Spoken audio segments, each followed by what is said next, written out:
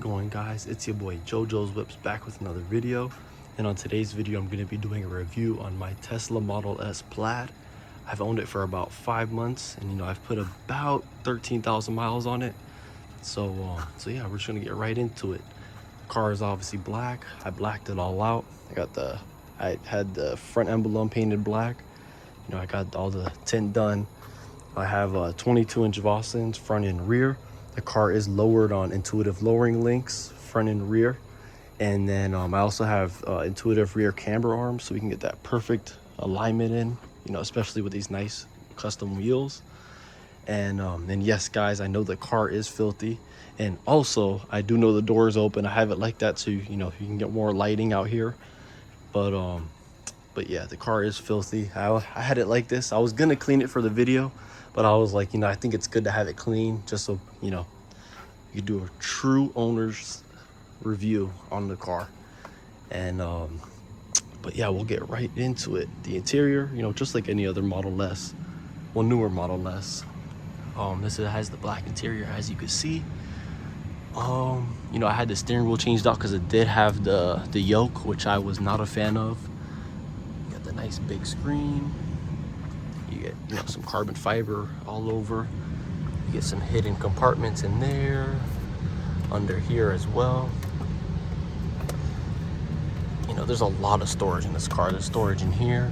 These are wireless charging pads. You got I changed the floor mats to these are called Tux mats. I honestly love them, especially if you have kids, which I have 2 of them.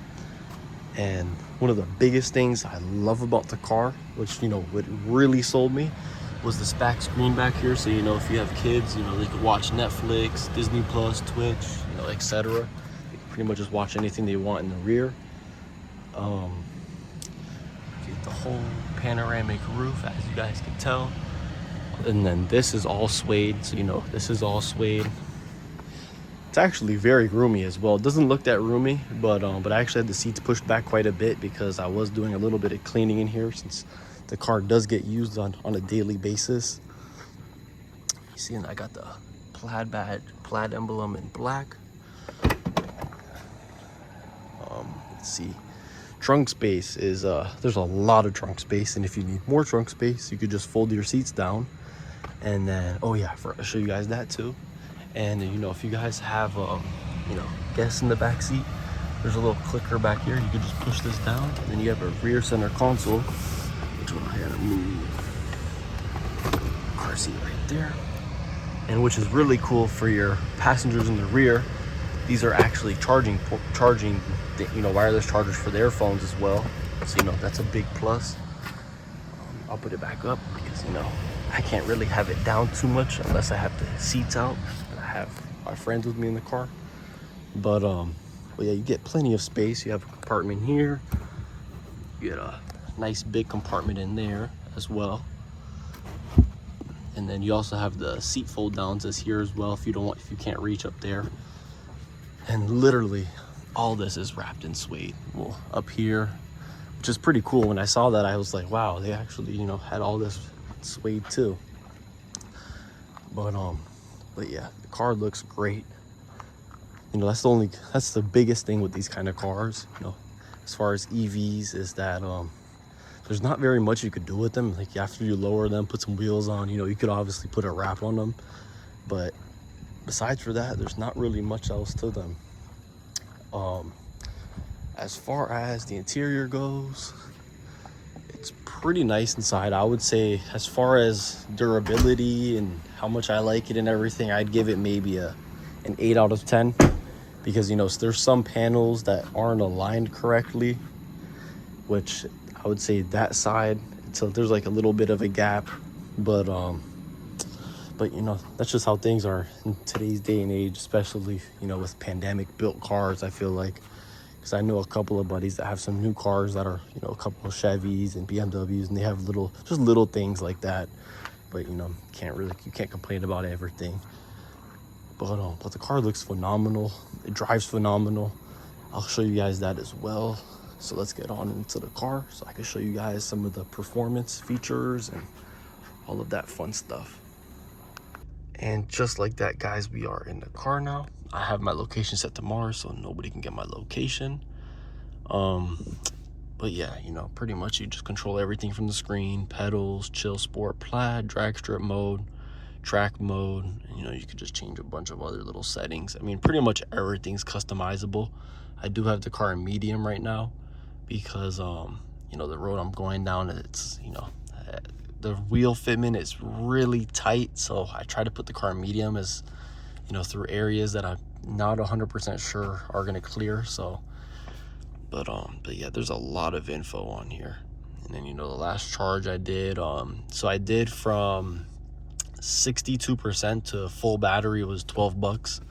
So let's just say if I was like at 10% to about a full charge, it probably would have been about $25 or $26, which, you know, isn't bad because, you know, with the power this car has and everything, you'll get more range out of this than like a full tank in a Hellcat. Because, you know, in a full tank in my old Hellcat, I'd get about 180 to like 180 to maybe 200 miles. And this, I'm getting about maybe 215, 220. You know, maybe if I'm you know, not in plaid or anything, you know, on the, you know, chill mode, I can maybe get to 240.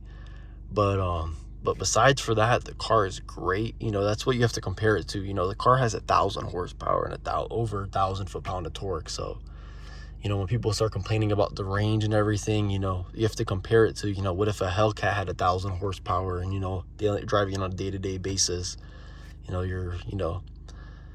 yeah, you know, it just goes hand in hand, you know. But I'd rather take this as a daily than, you know, obviously a Hellcat, etc. But, you know, if we're talking about like a weekend driver or something, obviously you're going to choose the Hellcat over this. And especially for road trips, this, I'm going to say straight up, is horrible for road trips. If you have anything over a 2-hour drive, it's terrible. I drove down to South Florida a couple weeks, what was it? I think it was 2 or 3 weeks ago. And it was awful because, you know, I'm in Central Florida, so it takes about 4 hours for me to get down to South Florida. And figure every 2 hours your ride is, you're gonna have to stop for an hour. So, you know, that's a 4-hour drive. We had to stop 2 times at an hour each to fully charge. Although I will say, when we got down there, I had about 35%, which could have lasted me, you know, a good amount the next day. But, you know, I'd rather just, as soon as I get down there, just charge it completely. That way, then when I'm down there, I don't have to worry about, oh yeah, you know, let me stop what I'm doing because I got to go charge the car. But yeah, there's definitely that. So as far as like a daily, like on a daily basis, this car is, you know, awesome, you know, because, you know, it only takes, you know, $20, $24 to fill it up. And then you know, to fill it up, I mean, charge it up. But yeah, it is definitely a big money saver. You know, I was spending, you know, a minimum to like maybe 800. I think that was the lowest month I had when I had the red eye. I was spending 800 a month in gas, and right now with, you know, with charging, it's about, I think it was 180 so far. Like last month I believe it was 187, and then this month I don't know how much I'm at so far, but it's a really big difference, especially for the performance you get, you know. But yeah, if you're gonna go anything, if you're gonna go on a 2-hour drive, it's, you know, because then our 4-hour trip turned into basically a 6-hour trip, you know, which was terrible. But yeah, as you guys can see. And then, you know, I do have the Tesla card in here right now because since I am recording on my phone, if I had my phone connected to the car, because usually I use my phone as my car key, which is a really cool feature with the car as well. So you don't always have to worry about having a key on you or having the card. But the only thing is, though, if I record, the audio for the video would then go through the car and it doesn't sound that good. So I'm using the card for right now. It's a little Tesla card. It's pretty cool. This is how you can unlock and lock the doors as well. It shows you right here, if you guys didn't know. I actually have a car key too that looks just like the car, but I honestly lost it because I just use my phone. Me and my girlfriend, we just both use our phones to, you know, do all of this. But yeah, we're gonna go down the road really quick. You know, we're gonna take a trip to Mexico, and then, you know, we'll do some performance data so you guys can see what the Plaid is all about. Although I'm sure you guys have seen a bunch of videos. I mean, I even have videos too on my channel, but, you know, we'll just go to Mexico and then I will see you guys there in a minute. And all right, guys, dragster mode is ready. Put my foot all the way down on the brake. Now the car is going to be dropping in the front, as you guys can tell, preparing for launch. So this is when it gets into the cheetah stance, and then we will go.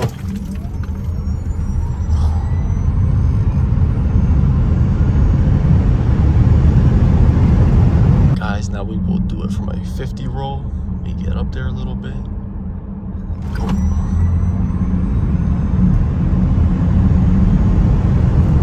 But yeah, guys, as you guys can see, this car is all about performance, pretty much. You know, that's why it is the Plaid.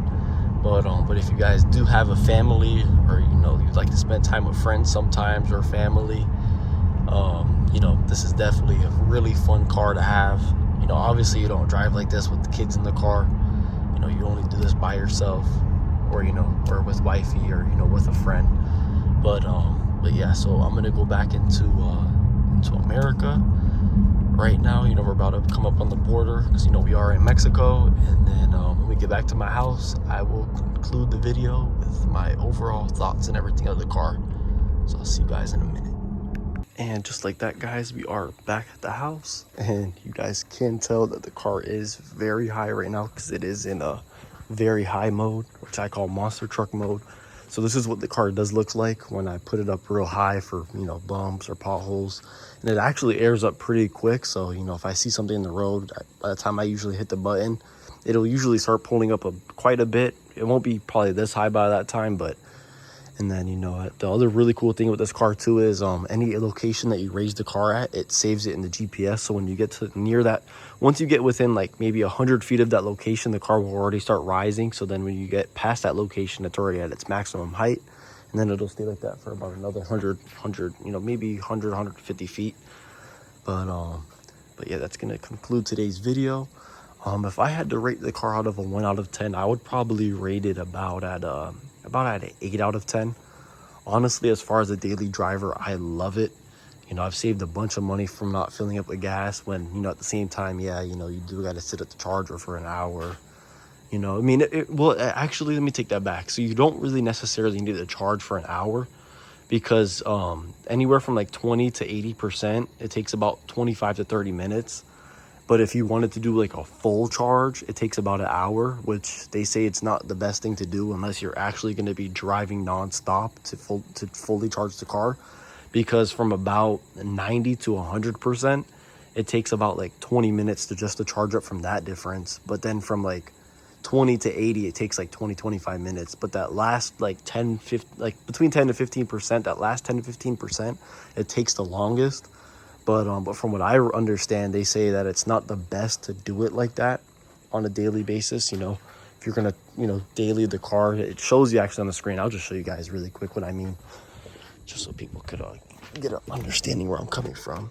But you see, so for example, it's at daily. So this is the daily range. It goes from about 50 to 90, and then from 90 to 100. This is usually if you're gonna go on a trip, and then anywhere from here to here is pretty much daily. I mean, you could swipe it to where, you know, wherever you want, you know, and it's fully customizable too. So if, you know, for example, if you wanted to do like a 56%, or I don't know why it's not letting me slide all the way that way, but oh yeah, because it starts from here and then you go, okay, I got it.